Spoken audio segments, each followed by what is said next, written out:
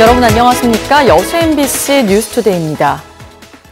전라남도가 감염병에 신속한 대응 체계를 구축하기 위해 감염병 관리 지원단을 설치합니다.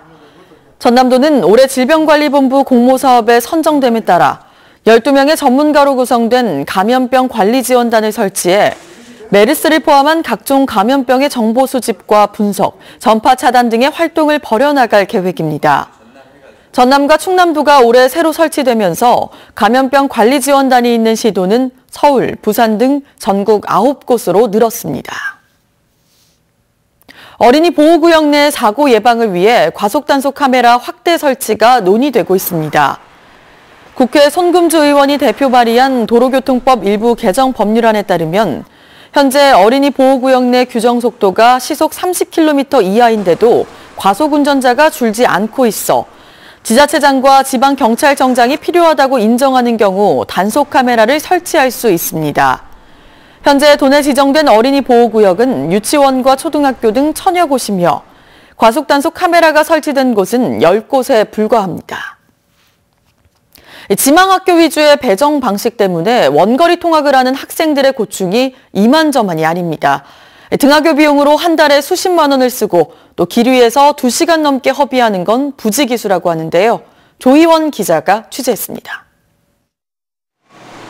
이른 아침 교복을 입은 학생들이 정류장에서 버스를 기다립니다. 학생들의 얼굴에는 피곤한 기색이 역력합니다. 한 40분에서 50분 걸려요. 힘들어가지고 아침부터 일찍 일어나요. 원거리 통학을 하는 학생의 학부모들은 3355 전세버스를 구해 자녀들을 통학시키고 있지만 문제가 많습니다.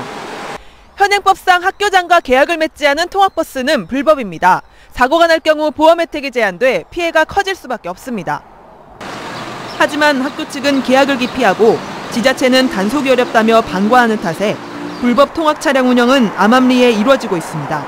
가격도 자기들이 분기별로 임의대로 이렇게 올랐다 내렸다 하고 또 이 한 지역에서 한 얘기가 마음에 안 들면 단체로 그 얘기 차를 태우지 않고 뭐 이런 식이거든요. 통학 차량 이용하는 어머니들이 많으시죠?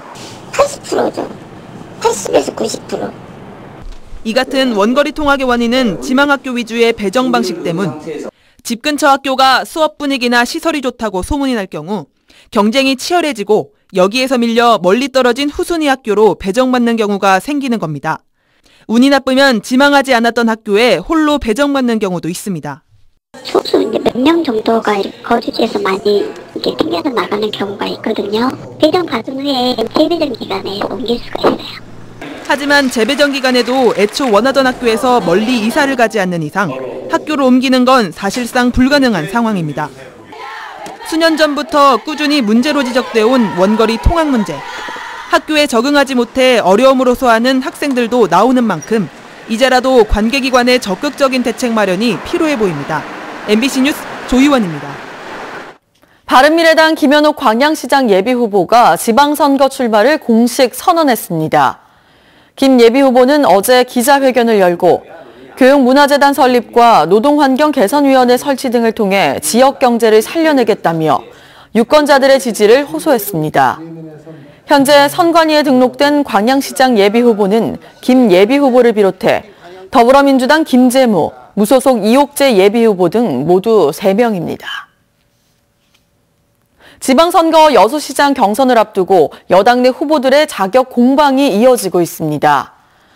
더불어민주당 권세도 예비후보는 어제 보도자료에서 최근 주철현 시장이 SNS에 올린 입장 표명과 관련해 시민들에게 사과도 없이 꼬리 자르기식으로 책임을 회피하고 있다며 후보직에서 사퇴해야 한다고 주장했습니다. 이에 대해 주 시장은 경찰의 수사 결과를 인정하지 않는 것은 치졸한 정치 공세라며 지난 1987년 민주항쟁 당시 치안본부 대공부에서 근무한 권 예비후보의 경력을 거론하는 등 비판 수위를 높였습니다. 봄을 맞은 순천만 국가정원의 활기찬 모습 어제 전해드렸는데요. 최근 국가정원이 전국의 주목을 받는 명소로 부각되고 있지만 해가 갈수록 커지는 시의 재정 부담이 걱정거리로 대두되고 있습니다. 박광수 기자입니다. 개장 4년째 순천만 정원의 손익 실적입니다. 총 수입은 414억 원, 지출은 813억 원으로 운영 과정에서 투입한 시예산이 400억 원에 육박합니다. 3년 전 국가정원으로 지정됐지만 산림청 지원액은 연 40억 원 안팎에 불과한 상황. 더욱 심각한 것은 지출 초과액이 해마다 커지고 있다는 데 있습니다. 개장 첫 해 64억이던 손실 규모가 이듬해 80억, 116억 수준으로 증가하더니 지난해에는 138억 원에 이르렀습니다. 방문객 수는 더 이상 큰 폭으로 늘어나기 어려운 여건인데 반해 주 수입원이 입장료인 현 수익 구조로는 수지 개선이 어렵다는 점도 문제입니다. 화폐류 선정에서부터 다각적으로 운영 방향을 개선해야 한다는 지적이 나옵니다. 시 재정 건전성이 악영향이 우려됩니다. 순천 지역에 자생하는 단연생 화이를 심고 가꾸는 정책 전환이 필요하다고 보여집니다. 순천시는 각종 수목류 등 시의 자산적 가치로 남는 지출이 많아 단순 적자로 봐서는 안 된다는 입장입니다. 지역 경제에 미치는 영향이나 일자리 창출 효과, 정원산업 활성화를 위한 투자의 의미도 고려돼야 한다고 강조합니다. 이게 흑자냐 적자냐를 논하기보다는 전 국민이 자연과 생태에서 힐링하는 장소로서의 역할, 그걸 저는 사전적 복지 사업이라고 봅니다. 연간 방문객 600만을 돌파하며 지역의 대표 명소로 발돋움하고 있는 순천만 국가정원. 지역 재정 부담을 덜어줄 지속 가능한 운영 대책도 함께 모색돼야 할 시점입니다. MBC 뉴스 박광수입니다. 건축법을 어겨 영업을 한 노인 요양시설 10곳이 경찰에 적발됐습니다. 여수경찰서는 최근 관내 노인 요양시설 43곳의 건축법 준수 여부를 조사한 결과 관내 요양원 8곳과 요양병원 2곳의 불법 증축 사례를 적발해 여죄를 내사 중입니다. 이번 점검은 경남 밀양요양병원 화재 사건을 계기로 실시됐으며 경찰은 앞으로 지자체와 함께 관내 도서 지역의 불법 건축물에 대한 조사를 실시할 계획입니다. 순천시의 보통 교부세 규모가 도내에서 가장 큰 것으로 나타났습니다. 순천시는 최근 정부로부터 255억 원을 추가로 교부받아 기존에 확보된 교부세 등 모두 1,000억여 원을 순천만 자벌드 건립을 포함한 지역 현안 사업에 활용할 계획입니다. 이번에 교부된 지자체별 교통 교부세 규모는 순천시에 이어 여수시 175억 원, 나주시 168억 원, 광양시 141억 원 순입니다. 광양이 고향인 한 사업가가 오는 27일 남북 정상회담을 앞두고 새로운 도전에 나섰습니다. 회담 성공과 평화를 기원하기 위해 광양에서 임진각까지 427km를 맨발로 달린다고 합니다. 박민주 기자가 취재했습니다.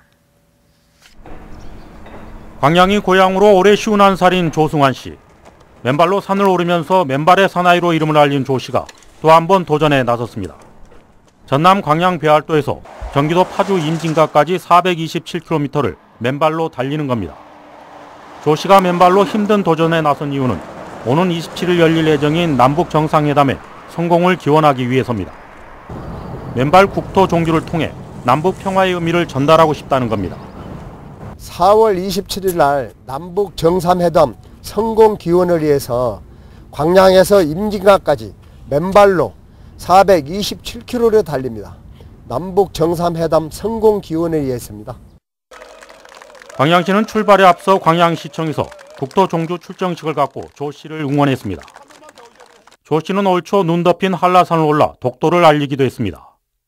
최근에는 100km 달리기로 평창 동계올림픽의 성공을 기원하며 맨발의 사나이로 주목을 받았습니다. 평화를 기원하며 조 씨가 내건 새로운 도전이 남북 정상회담의 성공으로 이어질지 지역민의 관심도 커지고 있습니다. MBC 뉴스 박민주입니다.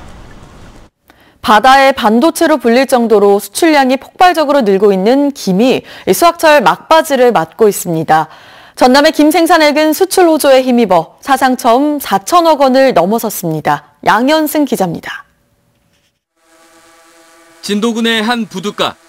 새벽 바다에서 따온 물김을 싣고 경매를 기다리고 있는 배들로 장사진을 이룹니다.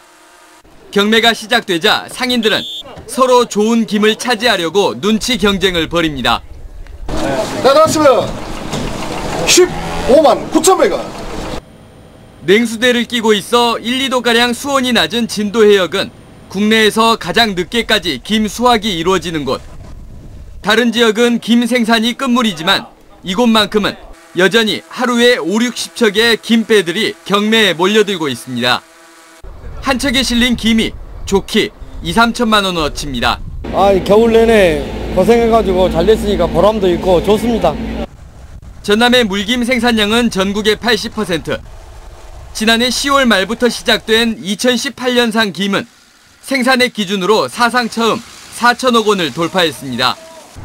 김 수확 소득이 쏠쏠해지면서 김 양식 면적은 올해 5만 8천 헥타르로 늘었습니다. 지금 진도만 남았습니다. 진도 우리는 저희 어제 날짜로 해가지고 1,000억이 넘었거든요. 앞으로 저희들이 200에서 한 300억 정도 무사히 저희들도 그 금액 이상을 할 것 같습니다. 미주는 물론 동남아와 유럽까지 100개 이상 국가로 수출 시장이 확대되면서 바다의 반도체로 불리는 김. 2010년 1억 달러였던 김 수출액은 지난해 5억 달러를 달성했고 2024년 10억 달러 돌파를 목표로 하고 있습니다. MBC 뉴스 양현승입니다. 전라도 정도 천년을 맞아 전라남북도와 광주광역시는 어제 장흥 정남진 전망대 일원에서 전라도 천년 가로수길 조성 기념식을 가졌습니다. 이상으로 여수 MBC 뉴스투데이를 마칩니다. 고맙습니다.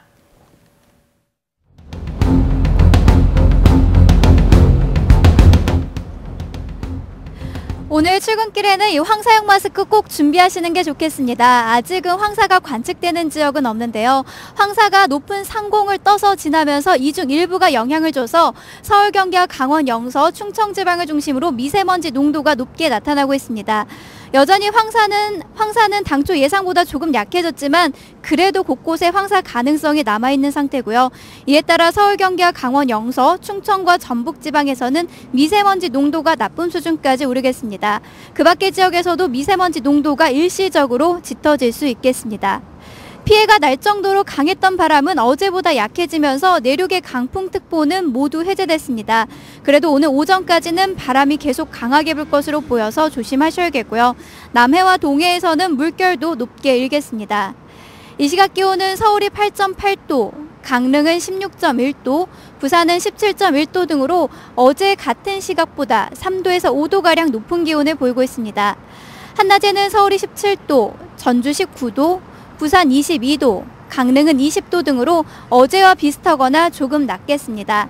당분간 지난주만큼의 심한 꽃샘추위는 없을 것으로 보이고요. 다가오는 토요일에는 전국적으로 봄비가 내리겠습니다. 날씨였습니다.